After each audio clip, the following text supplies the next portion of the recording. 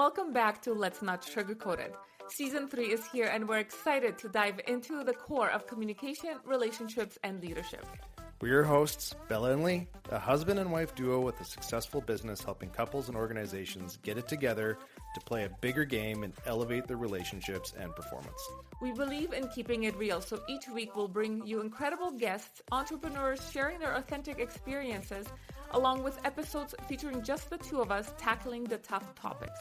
So, if you're ready to enhance your connections and sharpen your leadership skills, you're in the right place. Let's get started. Welcome to another episode of Let's Not Sugarcoat It. Today's episode is going to focus on conflict resolution and conflict resolution within a relationship and in business. Yep. Yeah. And I think the context around it was, we were talking the other day and I heard this where when you are in some form of disagreement, negotiation, whatever it might be, the person on the other side is not your adversary, right? The situation is the adversary. The discussion is the adversary. Whatever brought you to that conflict is the adversary. And I love that because it's very much a partnership approach to addressing what got us here. Yeah. And not what got us here is you. The other person. Yeah, because it's so easy to blame and point fingers in any situation, because when we feel like we're not being heard and seen, instinct is to defend. Yes. And block any type of possible resolution, because then we step into a world of I'm right, you're wrong, and I shall prove to you that I am right and you are wrong. And that never works. That never works. And you may not even be thinking about how you want to make someone wrong. It's just the very nature of attempting to be right creates that possibility for wrong, meaning that the other person is you're trying to make them wrong. And when you look at things from a partnership approach, instead of that sense of like being across from each other, blaming, adversary versus adversary. When you look at the situation as the adversary, then it's more of a partnership approach. Now we're shoulder to shoulder looking at the adversary, the situation together. Yes. And remember when we started dating, we used to have these boardroom meetings at the kitchen table, and we always sat across from each other. It's like we were going to battle. It wasn't a win-win type thing. It's like, I will tell my truth, you will tell your truth, and now let's duke it out. There was no looking at that. Like even sitting across from each other, it's like battleships, you know? Yes. Yeah. So now what we do is we sit next to each other, because there's also the possibility of connection, the touch, the softening of the situation. That's right. Versus throwing darts at each other or firing bombs at your battleship. That's right. So it is also that act of sitting next to each other and looking at the situation versus looking at each other and making us wrong. Correct.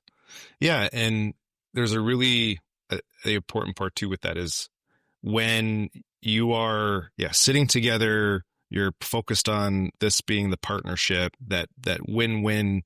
It also allows the opportunity to just, let's talk about possibilities on how to deal with this. All too often we fall into this trap of not just win-lose, but agree-disagree. And when we're in that adversarial situation, if we're sitting across from each other, then it's anything one person brings up that they're thinking may help address the issue, it'll get shot down because it's not coming from you. If the other person says something that maybe it's a good idea, doing that, then that may make you feel like you're not winning. And so then you're also listening through agree, disagree versus just listening through the lens of possibilities. And so what can we just put out there? It's like throwing wet rags against the wall or spaghetti, just see what sticks. I think it was spaghetti, not rags. But the world of possibility, when you expand what's possible and how to solve a problem, then it increases the opportunities available to take action on. Because all too often when someone expresses an idea and we're thinking through that win-lose lens, agree-disagree lens, then we right away be like, nope, that's not going to work. Or nope, it's not going to, can't do it this way. But if we just think and listen through, well, how could this work? Where's the gold in this? Yeah. Then you build out all of these, again, possibilities. And possibilities are not necessarily things you'll act on. Yes. But once you build those out, if you come up with 20 possibilities, maybe 5 of them are opportunities to take action on to solve the problem, right? To deal with that situation. But when you limit your view on just yes, no, agree, disagree, then maybe you only come up with like 1 or 2. Yeah. And that's it. And then you lose out on, these creative ways to be able to solve a problem. And that's really great also, like leadership within organizations and teams. A lot of the time, people are either scared to share their ideas. They don't have the support they feel. And the environment is not there for bringing those ideas forefront. Yeah. It's like a form of psychological safety where people can feel safe to bring forth ideas and to allow those ideas to be heard, to be explored, and then to be a part of that determination of whether it's something to really act on or not. Because it's funny, when you put out an idea and you think, oh, this will work, if it gets shut down right away, there's no possibility. That's right. But when you're sitting around like a round table and you're discussing and there's other people chiming in and saying, well, this could maybe this, at some point you can possibly be like, actually, this is not a good idea or this is not going to work. And you see it. So it's not a shutdown. You come to that realization that, okay, we explored it. Thank you for exploring it with me. Yeah, I see this is not a possibility, but let's move on to this idea. Or how could my idea and your idea come together? Yeah, and create a whole new idea. Yes. Right? Yeah. So, when we talk about conflict resolution, I think this is one part conflict prevention, for sure. But if you already find yourself in that conflict, being able to have that frame of reference where, okay, the other person is not the adversary, my partner, whether it's in business or at home. And then, so you're my partner, not my adversary, situation's the adversary. And then be able, when someone expresses an idea on how to solve it, don't shut it down right away. Because not only are you missing out on new possibilities by exploring that idea, but whether your body language or your tone or your words express no and a shutdown, then that other person doesn't feel heard. And then that begins that win-lose, agree, disagree, back and forth that happens. Because sometimes it's not about, even if you have experience, you're like, no, we've tried that before and it doesn't work. Let's just talk through it. Yeah. And then explore what maybe there's 80% of it would work. Yeah. But 20% won't. So let's take out that 20% and figure out how to tweak this idea to make it work. Yeah. And then also not being so attached to your idea, right? Because we're so attached to, our thoughts sometimes, our actions, our beliefs, that we do not create the space for anything else to enter. Yeah. Right? So I think in situations, whether relationship or teams, be open. Yeah. Allow the water to flow versus building those walls. Yeah. Because we are stronger together. Whether you're a couple, we're not meant to be creatures of solitude. We are meant to work as teams because we all have value and we all bring value to the table. We don't think the same. We come from different backgrounds. We come from different cultures. Like, age difference, cities, small town versus big town mentality, right? But being open to all of it gives you such a what's the word I'm looking for? Such a collective. Yeah, it's like a collective intelligence almost. Intelligent, that's right. Yeah. Right? And yes, conflict is going to happen. But when you're not tied to that one idea or one way of being, conflict doesn't happen as often. Yeah.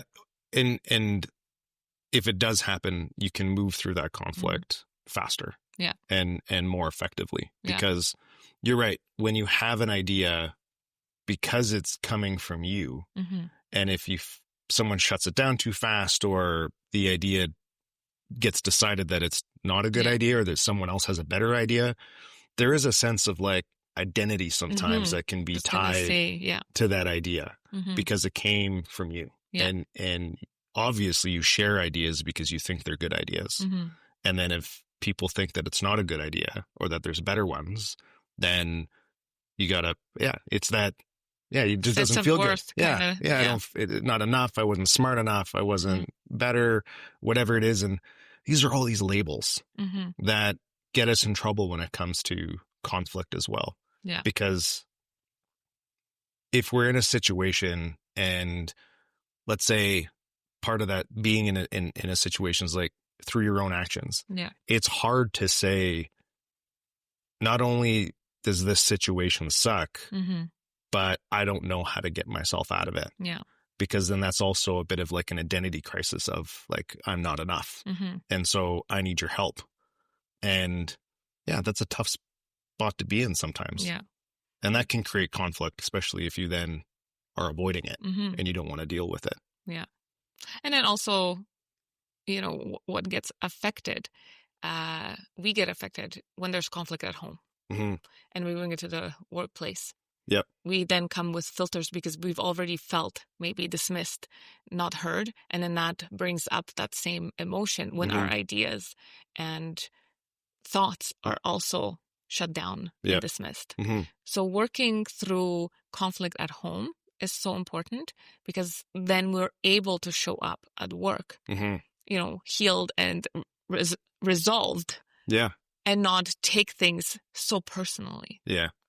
I mean, even the word conflict, right? As soon as you say the word conflict, it's like, and it's like you try to spin it in a way where conflict can be like healthy, but just the word conflict feels unhealthy. Yeah. But the reality is that there will always be uncomfortable conversations and situations, whether at home, in business, a thriving family, a thriving business. It's about how you move through those things, how you work through them together. It's about the people. Yes. And just going back, I just love that statement where it's those situations that are the adversary, not the people. Yeah. Your people are not the adversary. They're your partners. You may at some point realize that maybe they're not the right partner to deal with those situations, maybe.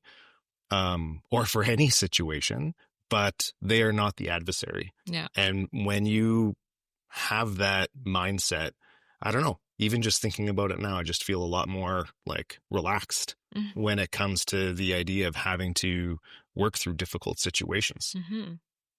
Yeah. I mean, we've had to deal with a few conversations.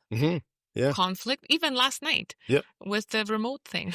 Oh my gosh, something so trivial when you look back at it right now, but we couldn't get the volume on the Google to work. And you took the thing and you started doing your thing and resetting things. And I'm like, well, I have it on my phone, but instantly you're like, well, no, this has worked. I'm like, well, it hasn't worked since you changed it because we lost the remote for a while. Yep. And you didn't allow me to be, I felt like, right. That's how it came across. Your way was the way. This is how we do it. Yet the way you showed me on my phone to have the remote has been working perfectly fine because I was the only one watching the TV upstairs when you were gone. So then it made me feel like, you're the man, you are right, I'm the woman, what do I know? Technology, it stems, it's not what you meant, but those were the feelings that came up. Yeah. Right? So, yeah, we kind of shut the doors because we knew if we continued, you just said, okay, let's use your phone. But there was still tension. We didn't talk about it that night, but we did talk about it this morning. That's right. Right? So that's where the difference is. You don't want to be in your conflict when you're in a state of elevated heart rate. Yeah. You're in that blame. Yes. Right? It's very important to know when to take a time out. Yes. And there are people who want to deal with this problem right away. That's that anxious attachment you want to deal. And then the avoidance don't want to. Yeah. We have to create, an environment where both of us are satisfied, or both of, all your team is satisfied. Saying, okay, once it gets to a certain level, this conversation is no longer productive because heart rate elevated, we're in that blame, we're blocking anything. We're not even hearing the person because we're so invested in trying to speak our own truth that we're missing out in that they may be That's right. in the right. Yeah. Yeah. And they may be even in agreement. How many times has my mom been in conflict with me or us, yet we were agreeing with her? It sounded different at some point, and she's still, because you can see she's not listening. That's right. She's already pegged us as that we are not on her side. We want to do things differently. So even when we agree, she doesn't hear it. It was the perfect example of how we do not listen. Yeah. It's like we were talking a few days ago about different negotiation types and how those negotiation types can apply to relationships and how people have arguments or disagreements and things like that, which I love because it's another lens.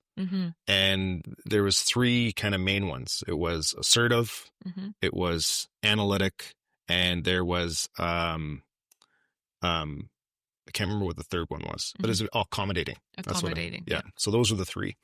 And you can see that in even in the situation with your mom, in someone who's assertive, when they fall into that default style, they are not open to listening to what you have to say until they feel heard. And so it's so important to know that, who the other person is that you are partnering with to solve this problem. And also, even if you want to add and you want to be heard, you have to wait. Because if that assertive person hasn't had that feeling where they're being heard yet, and then you're feeling like you're not being heard, so then you're trying to chime in, then it just becomes no one feels like they're being heard, and it just escalates. And that's when that whole heart rate thing comes in. And I feel like with that, I do feel myself when I repeat myself over and over and over again, even though we've beat the nail with the hammer.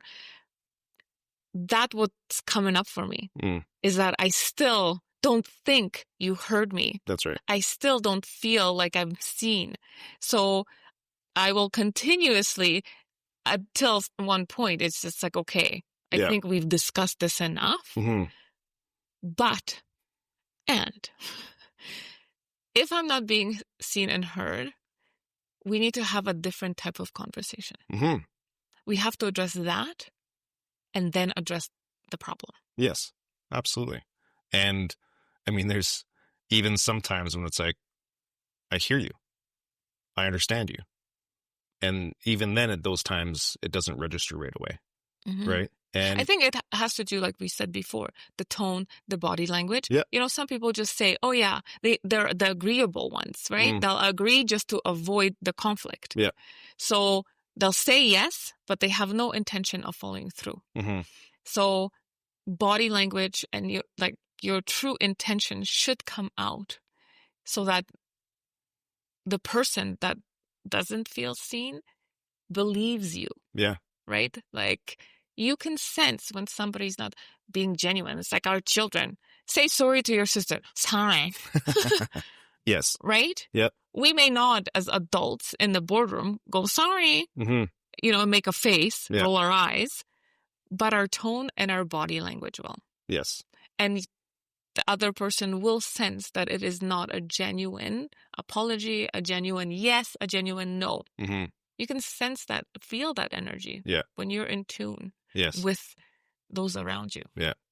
No, that's a great point. You do need to sometimes take a pause in trying to resolve the conflict, the situation, and address maybe something else that's going on that's kind of like it's the undercurrent. Yes. Whether it's the mindset, the attitude, whatever it is. So if we're trying to resolve something and one of us is in a win-lose mindset, because it can happen sometimes, that needs to then be addressed, where it's like, okay, time out. Let's put this on hold and let's have a conversation. What's going on inside your head? And then what we find out is, oh, you're, running some form of a racket against the other person because you don't feel heard, or there was a tone, or there was a body language. And then it's like, okay, let's have this dialogue. Oh, when I said it this way, it made you feel this way. Oh, okay. Sorry, didn't mean that. And then you get that opportunity to kind of feel heard. Yeah. And then you can go back to addressing the issue. Yeah. So, we've got perspective, right? That shift, that whole adversary partnership shift. We've got our lenses or filters, I should say, that we listen through, trying to look for the gold when people are thinking about ideas or way to solve it, instead of it being through a filter of win, lose, agree, disagree, right, wrong, and just being neutral.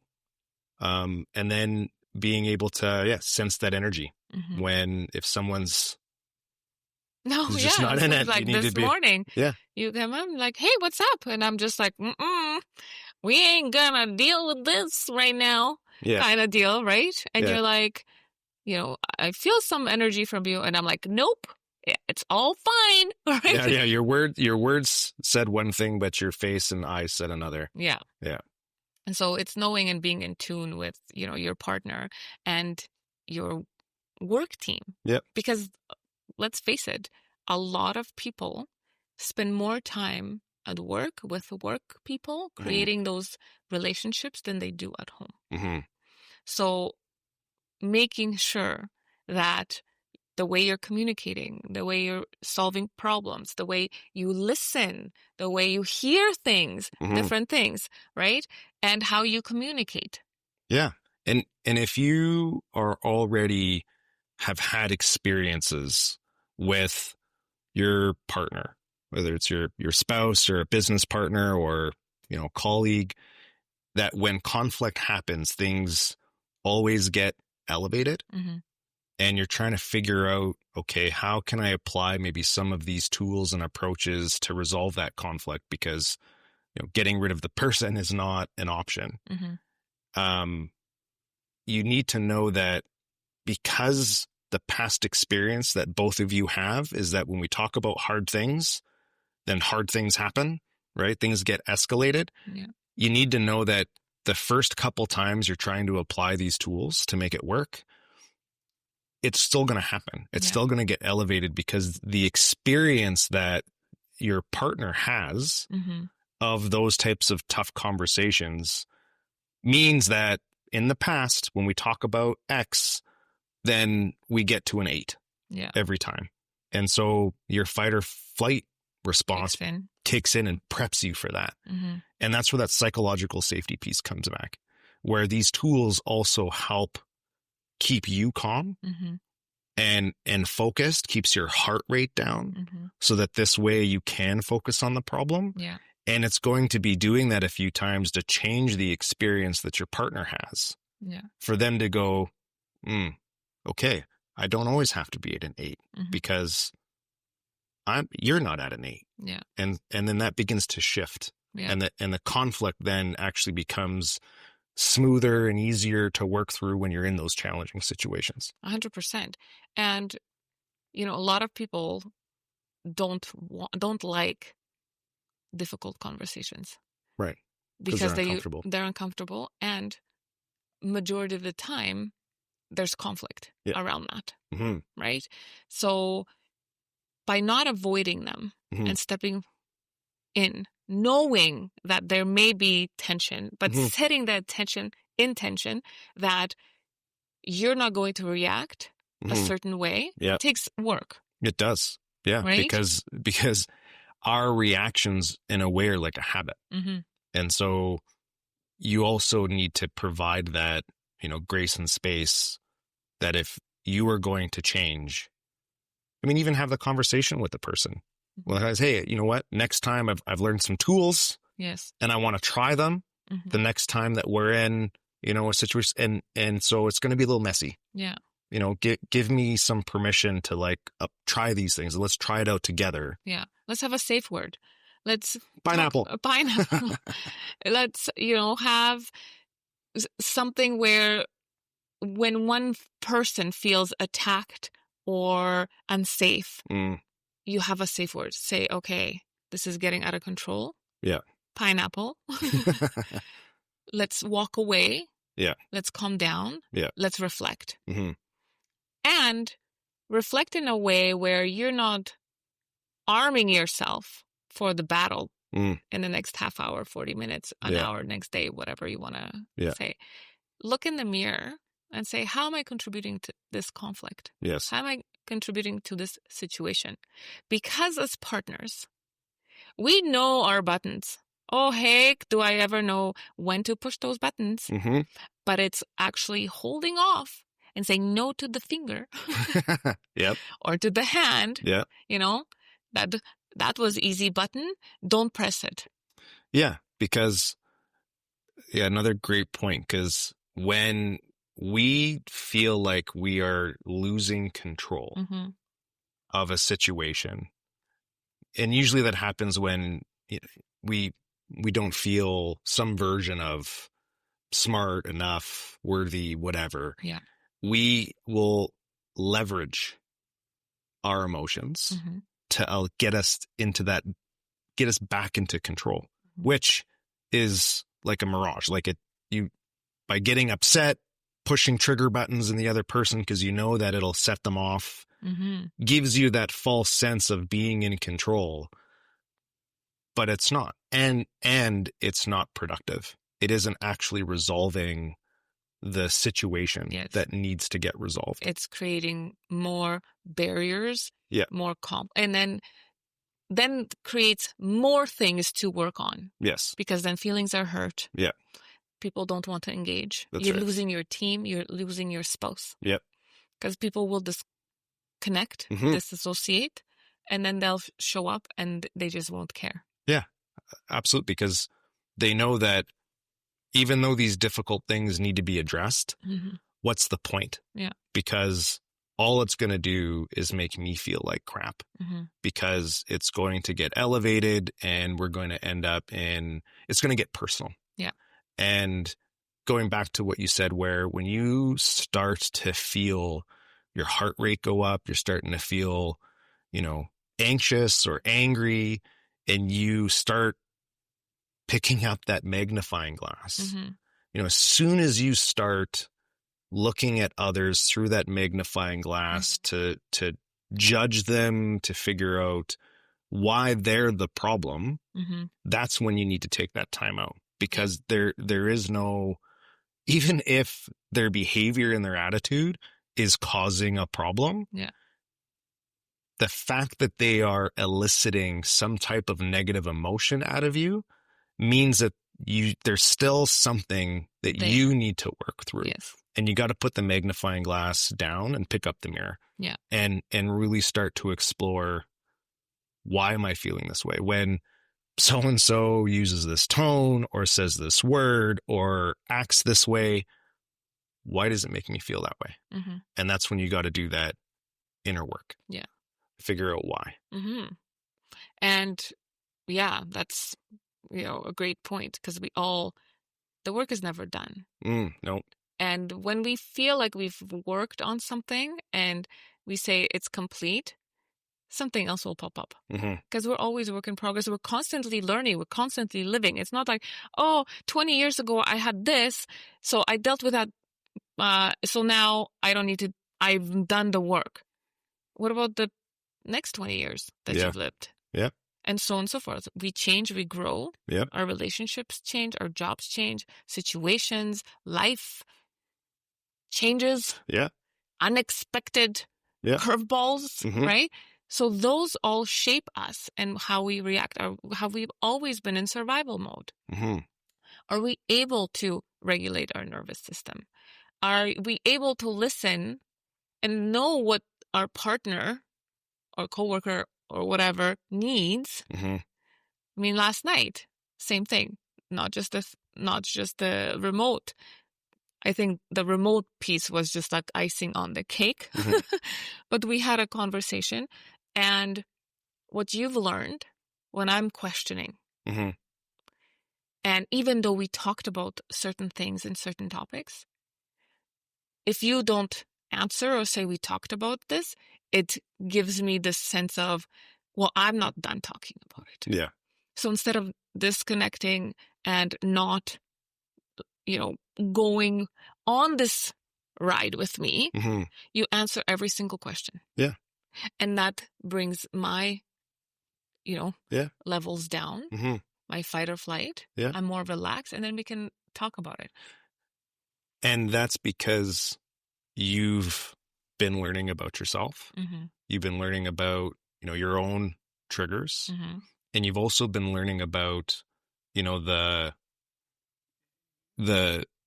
I guess, I don't know, anti-trigger, right, approach, where when you get triggered, because you've been swapping the magnifying glass for the mirror, even in those situations, you're learning about what works and what doesn't. Yeah. What gets you off the train and what keeps you on the train. Yeah. And then you communicate that to me. That's right. So that this way, when you are in those states, I can show up in the way you need me to support you, because when we get triggered, unfortunately, it's not always like we are not always expressing the best version of ourselves.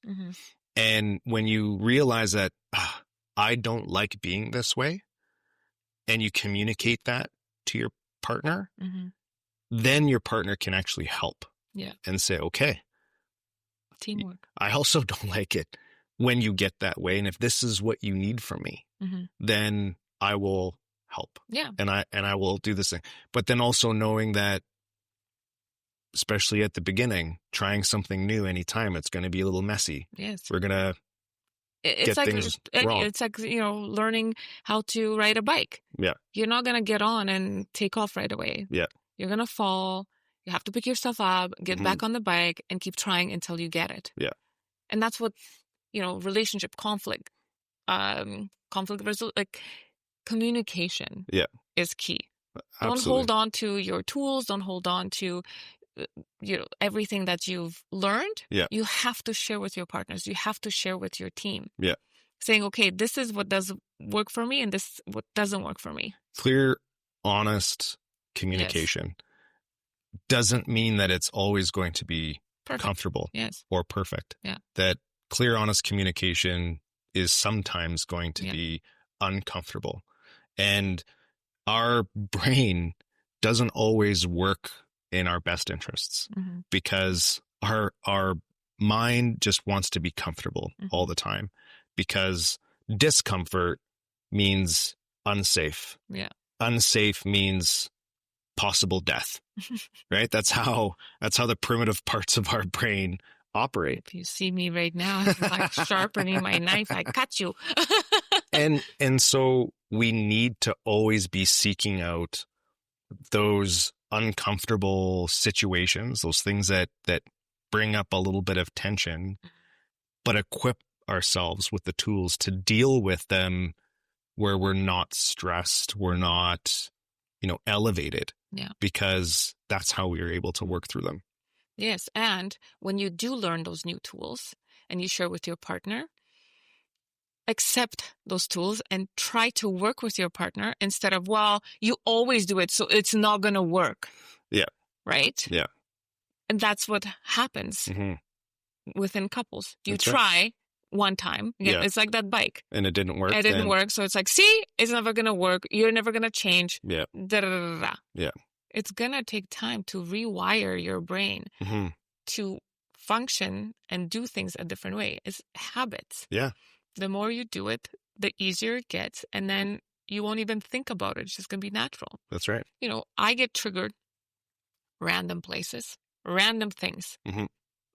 And, you know, you'll pick up on that energy and you'll be like, what's going on? And I will actually tell you, I'm triggered right now. I'm working through something. So just give me some time. Yeah. Because then I go in and look at the trigger. I'm like, is it something about you, about us? Or is it something from the past? Whatever, exploring. Yeah. Like, why am I feeling this way? Is this where I want to be? Yeah. And you can work through certain things alone, and then you can still share. That's right. Okay, yes, this was about you, and I don't want to be continuously in this loop, so I'm choosing to let it go, because the more times I let this part of myself go, the more space I will have for other things. Yeah. Yeah. Right? You're retraining your brain. And it takes time. Yeah. And effort. Yeah. It's like everything in life takes time and effort. Yeah. The amount of effort you put in, the quicker or best results you're going to get. Yeah, it's training. It's like breath work. People are like, oh, I'm doing breath work, or meditation. How many times do you meditate? If you do it once a month, sitting, on the phone, you're not going to be a master in meditation. It's not going to give you the results you're looking for. It might take you 10 years to get the one result, and then you say, you know what? Meditation doesn't work. But have you put the work on? Yeah. Work on, whatever. Work in, yeah. Right? Put in the effort. Yeah. Same with conflict resolution. Are we sitting across from each other and we're going to continuously do the things we do that are not working? Or are we going to sit next to each other and try it a different way? Practice. Yeah. And like you said, give each other grace and space when things don't fall apart. Just because it didn't work the first time doesn't mean it's not going to work the second time. Yeah. Yeah. And then the 10th time, it might not work again. Yeah. I mean, if you're finding yourself always having some version of the same argument, the same disagreement, then whatever you're using as a tool to get through that, so it gets resolved and it doesn't continue to be something that needs to consistently be addressed, then you owe it to yourselves to practice a new tool. And look in the mirror and say, what is the result? What is the intended outcome of this conflict? Is it moving forward together, or is it, I just want to be right? Yeah. Right? You sit with that when you said we're in this continuous loop. So I always say, look at what is your intention. Yeah. And be honest with yourself. I just want you to agree with me. And until you do, this is going to be a problem. Yeah. Be honest with yourself. Be honest with your partner. Yeah. Because we all have these competing commitments. So there's the commitments that we profess that we want to, solve. Yeah. We want to, I want to resolve conflict together. And I want to do it in a way that doesn't have us elevated. But maybe you also have a hidden commitment that's kind of buried, swept under the rug that you don't see unless you look in the mirror and kind of start questioning yourself. Maybe you do want to not have the conflict, but that hidden commitment, that competing commitment has a stronger, and I want to be right. Yeah. So if the I want to be right piece is stronger than resolving it together, then you will have a hard time resolving things together. Yes. Because that hidden commitment is stronger and it's anchored, rooted deeper in being right. Yes. And I love that. It's not a win-win anymore. Yeah. It's a win-lose because you want your partner to lose because you want to win.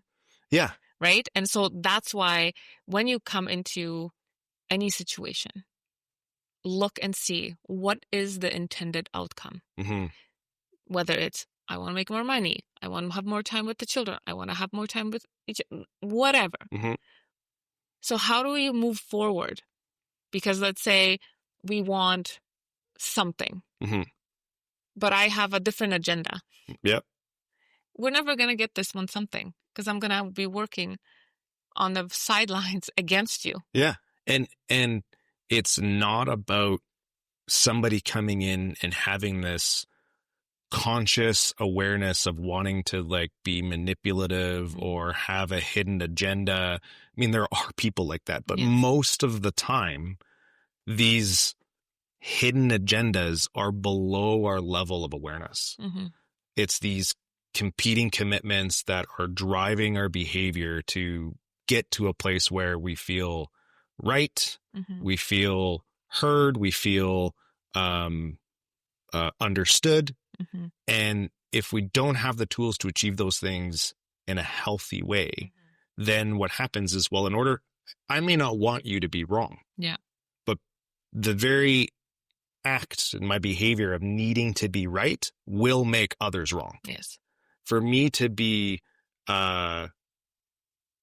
agreed with means that everyone else I need to disagree. Yeah. Because again, I need to be right. Yes. And so there are some great tools that can help you resolve conflict. And I think it's important to know too, because I used to be in a place where I thought all conflict was bad.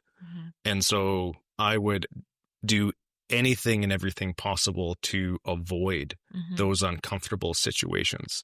And a lot of people can be, people pleasers in a way where you make commitments to things that you wouldn't probably not normally commit to. Yes. That,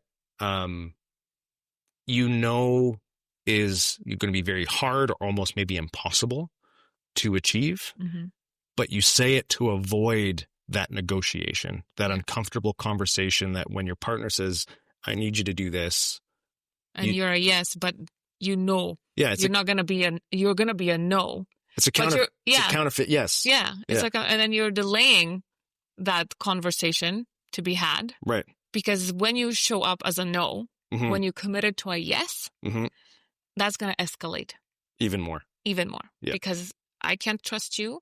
You promised. You broke that promise. Where are we now? Yeah. So now it's a more complex level because trust is now broken. Yeah. So not only did you not avoid the conflict because you gave the false yes, knowing you're going to be a no, now you broke trust. Yeah. And and you condition that person. If you continuously do that, you condition the person to not believe you. Yeah. And be constantly in that state of, is he or is she, are they actually going to do what they say they're going to do? Yeah. So an important part of being able to resolve conflict is also to have integrity and to restore integrity when needed. And so even if you find yourself, because we're talking about habits, and you find yourself in a situation where you've committed to something that maybe you shouldn't have, as soon as you have that realization, have the uncomfortable conversation and be, hey, remember yesterday, last week, you asked me to do this thing, or you asked me to, be a certain way or work on a certain thing. And I said, yes. I sat with it and I can't commit to that. And this is why. Right.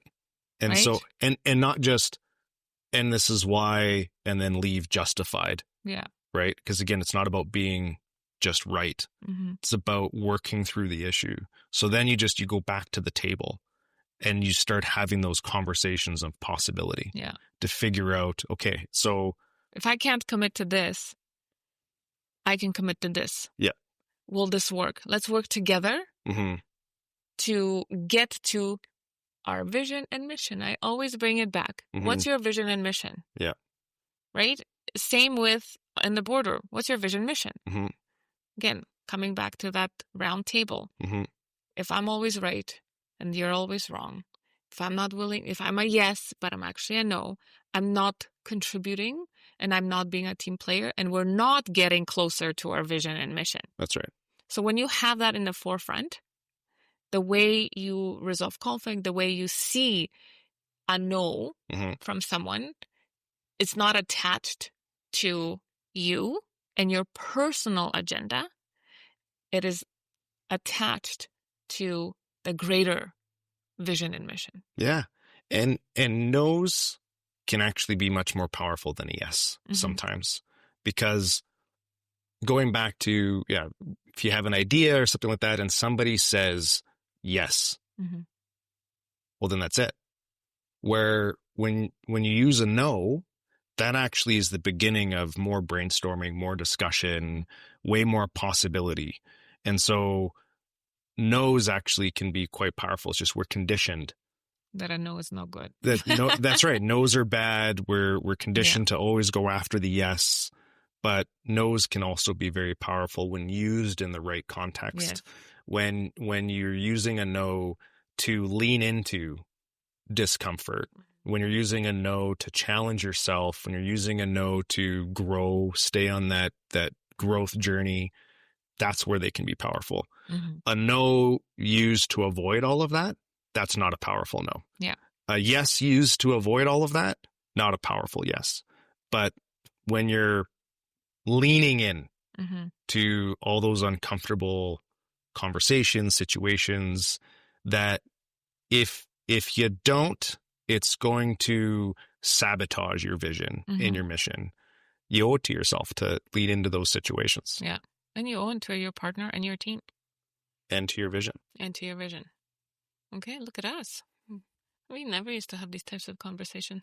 No. There's growth and development. You know, we are growing up, baby. Yes, we are. So, finally. On that note. Okay.